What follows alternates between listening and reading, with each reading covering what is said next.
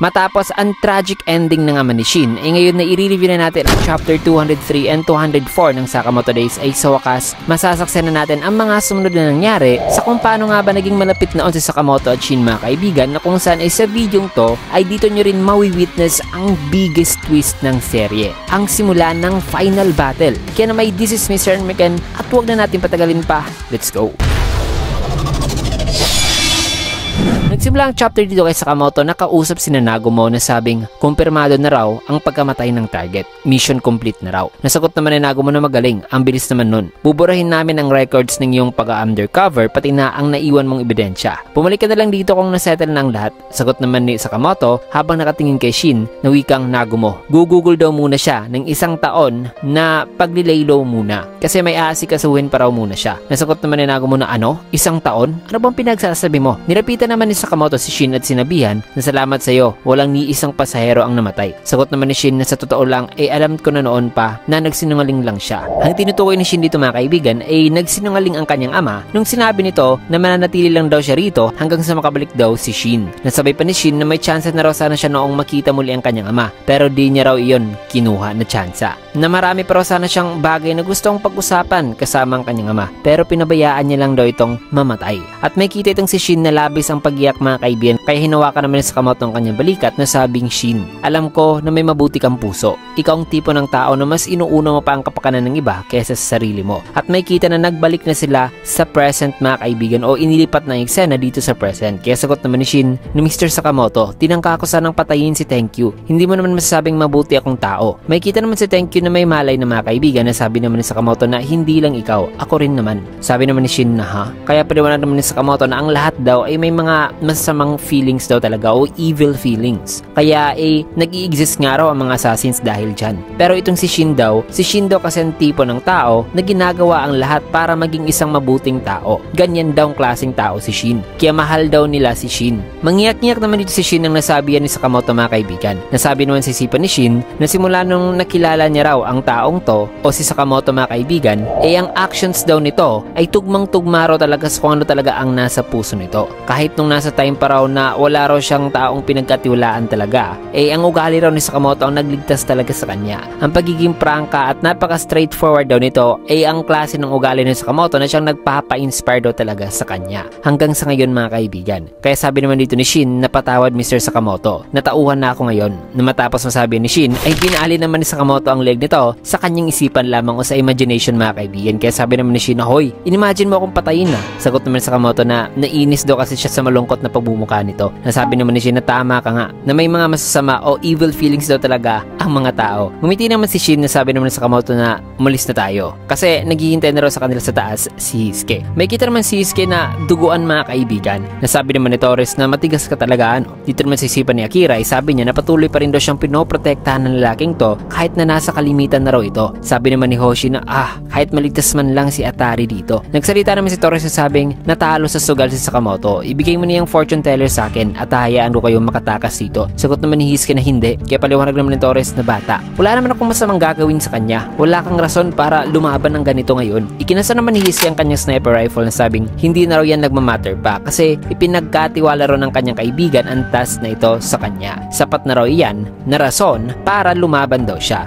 At hindi raw siya aatras dito, kaya sagot naman ni Torres na kung ganun mamatay ka. Subalit pumagitna naman si Atari, kaya tanong pa ni Torres na sa tingin mo ba hindi kita papatayin? Kaya sagot naman ni Atari na ang swerte ay sarong parang tubig na dumadaloy. Na narinig na ba raw ni Torres ang salitang sunod-sunod na kamalasan o ang salitang losing streak? Kasi ngayon ay may nasa-sense daw siyang isang aura ng kamalasan sa tabi ni Torres, na matapos masabihan ni Akira ay di pala namalayan ni Torres sa mga kaibigan na nakarating na pala si Shin at ngayon ay nasa kanyang likod na pala, at sinabihan si Torres na huminto gamit ang ability nito. Kaya na hijack ni Shin ang isipan at katawan ni Torres mga kaibigan at pansamantalang di nakakilos. Kaya ay nasuntok siya dito ni Sakamoto na napakalakas sa mukha mga kaibigan, na isang suntok na nagpatilapon kay Torres. Napangiti naman si Hisuke na sabi na tagalan kayo Taro at Shin. Nasabi naman ni Shin na paumanhin ni Hisuke, pero ibang babawi na lang ako sa iyo mamaya. Nasabi rin ni Sakamoto dito na ngayon umalis na tayo dito sa prison. Tumawa naman si Hisuke nang maya-maya pa may kita naman na tumagos si Torres sa pader, sakal-sakal itong si Hoshi. Lubos naman ang pagkabahala ni Atari kaya bumunot naman ang baril si Hoshi at itinutok ito kay Torres. Na agad namang kinuha ni Torres ang baril at itinutok kay Hoshi na sabing sa tingin mo ba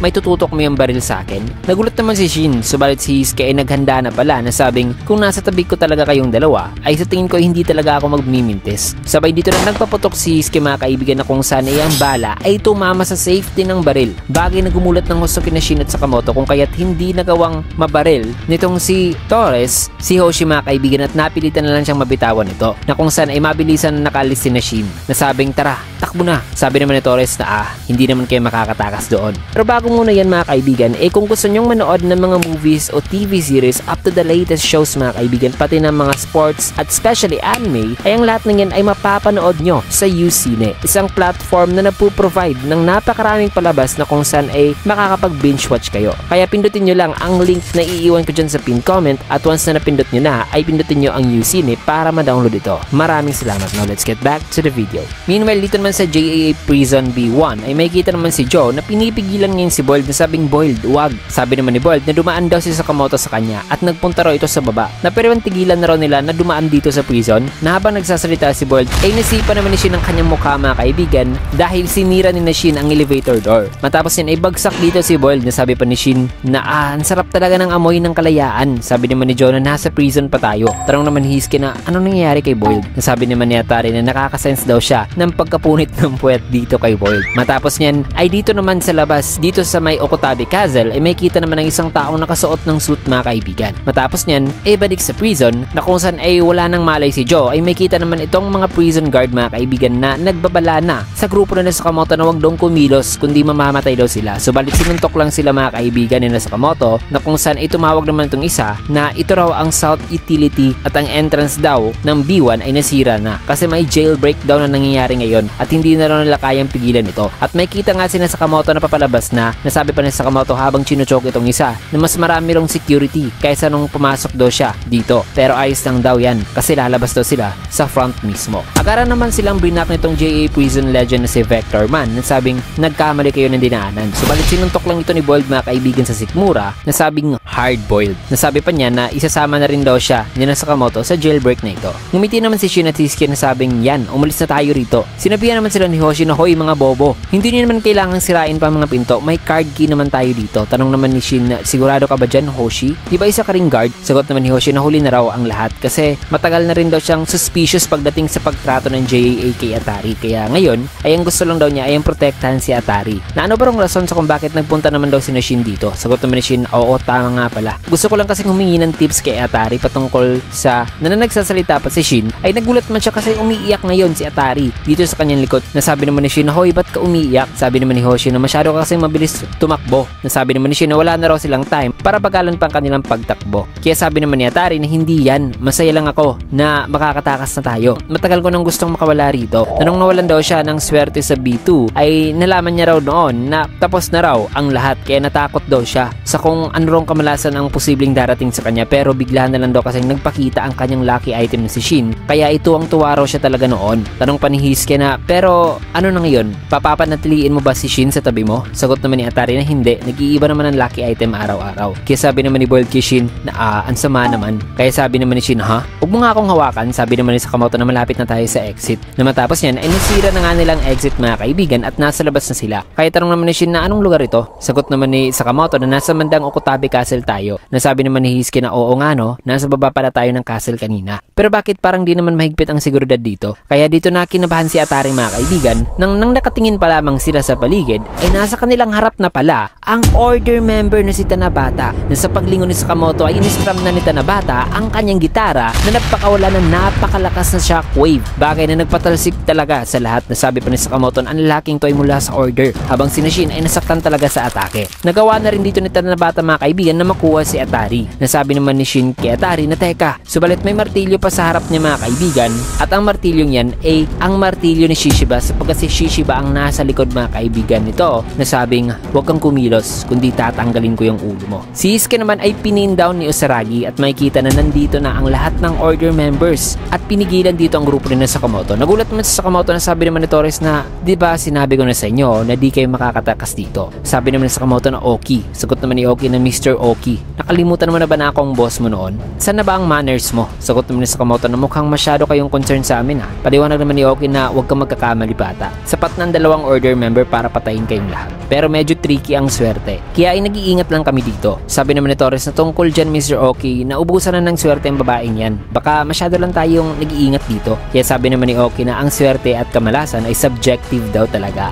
Pero ang ability daw kasi ng babaeng to ay kaya rong ibahin kasi ang probabilities. Kaya delikado raw ito. Given the fact na pwede raw nitong ibahin ang mga outcomes. Na hindi raw nila pwedeng hayaan na mag-interfere daw sa kanila itong irregular daw na elemento. Sinabihan naman ni Bold si Sakamoto sa kung parehas ba ngayon sila nang iniisip na para bang weird daw kasi ang sitwasyon ngayon. Sagot naman ni Sakamoto na oo. Tinanong naman ni Hisiki si Oki na wala na ba kayong mas malaki pang isda na pwedeng pagdiskitahan dito? Ang totoo yung kalaban ay si X. Nasabi naman sa isipan ni Sakamoto na ayos yung sinabi mo Hisiki. Kaya sagot naman ni Oki na ha, tama ka nga. Pero sa puntong ito ay hindi naman pwedeng burahin o alisin lang si X kasi minsan kaysa sa tanggalin ng kamandag o lason mas mabuti pang gamitin na lang daw ito para sa kanilang advantage. Mga salitang gumulat kina Sakamoto na matapos yan ay dito sa Lake Tazawala, Akita Prefecture, 423 meters under the water ay may kita ang isang JAA underwater base mga kaibigan Branch 0 na kung saan yung nasa loob nito ay si Asaki na ang chairman ng JAA na pinagpapawisan ngayon na sabing pero paano mo nahanap ang lugar na ito Kay? Sapagkat may kita si Uzuki mga kaibigan na nakaupo hawak-hawak ang isang katana at may kita ang mga bangkay sa tabi nito. Sabi pa ni Asaki na mukhang ansama na mukha mo. Di ka ba nakakatulog na maayos? Pinapaalala mo talaga ako minsan. Nasa isipan naman ni Asaki sabi niya na nasa na bang order? Sagot naman ni Uzuki na bakit takot ka? Nandito lang naman ako para kunin muli ang mga ninakaw mo. Sagot naman ni Asaki na ninakaw ko? Ano bang pinagsasabi mo? Hindi mo ba na-realize kung gaano ka special ang pagtatrato ko sa iyo noon sa Alcamar? Di naman sumagot si Uzuki kaya sabi naman ni Asaki na patawad kay. Pinapangako ko na hindi ko na kayo pagtitripan pa ng mga kaibigan mo. Ikaw ang nakababata kong kapatid at nagmamalasakit lang ako sa iyo. Nagsisisi talaga ako na nasaktan kita. Sagot naman ni Uzuki na ang mga kalokohan mong desisyon ay ang nagpahamtong sa sitwasyon na ito. Kaya mamatay ka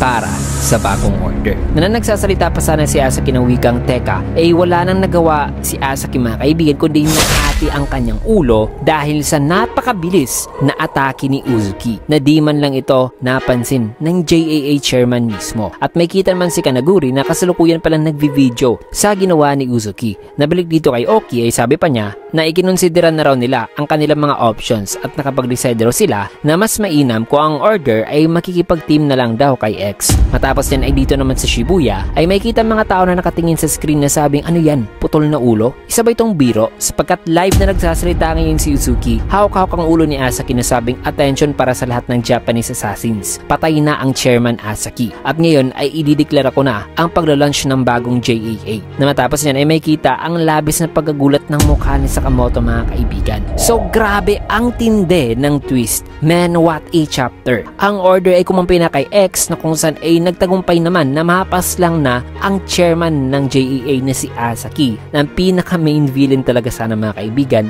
na in a split second lang tinapos ni Uzuki. At brinodcast pa ni Uzuki ang pagkamatay nito. So sa paanong paraan kaya nila malulutas ang napakalaking dilema o problemang ito mga kaibigan na napaka-chaotic talaga? Well, ang matinding bakbakan at labanan ay masasaksiyan nyo sa susunod kasi ito na ang beginning of the end mga kaibigan na we are about to enter sa final saga o arc ng Sakamoto Days. Kaya tutok lang kayo kasi dito muna natin tatapusin ang video sa last panel na ito. Kaya na may kung gusto nyo yung video kaya a like, comment, follow, subscribe na rin for more videos like this. Maraming salamat and see you guys again on my next video.